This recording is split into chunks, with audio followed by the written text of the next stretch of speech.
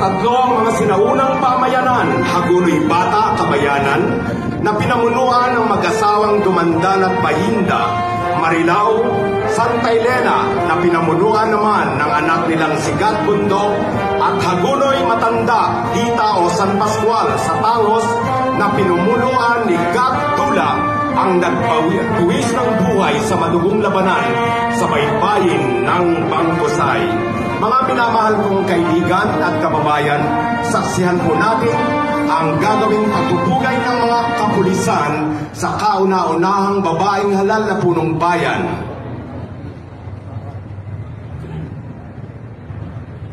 Salubungin po natin ng masigabong palakpakan Mayor Flor de Lisa Cruz Manlapas sa pamamatnubay ng ating Hagunoy PNP Police Major Neil Cruzado.